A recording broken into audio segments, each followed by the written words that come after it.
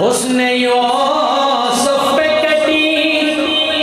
مصر میں انگوشت زنا،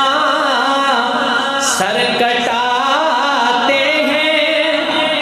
سر کٹاتے ہیں تیرے نام پہ مردان عرب،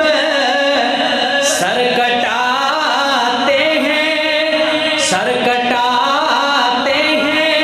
تیرے نام پہ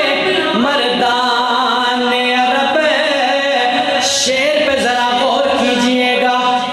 جناب یوسف کا حسن سامنے ہے، ان کا چہرہ سامنے ہے، ماضی کی بات ہو رہی ہے، جناب یوسف کا حسن سامنے، وہ عورتیں بھی سامنے، انہوں نے جناب یوسف کے حسن کو دیکھ کے ایک مرتبہ اپنی انگلیاں کٹوا دی، وہ ماضی کی بات ہو گئی، فرمایا سر کٹاتے ہیں، سر کٹاتے ہیں تیرے نام پہ مردان عرب۔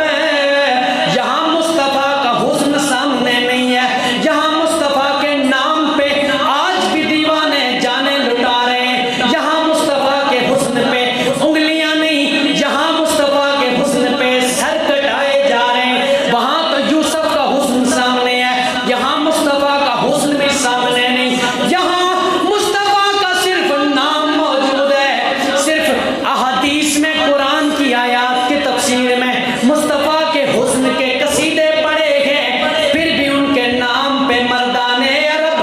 نام پہ سر کٹاتے جاتے ہیں، اور یہ قیامت تک یہ سنت جاری رہے گی، سر کٹاتے ہیں تیرے نام پہ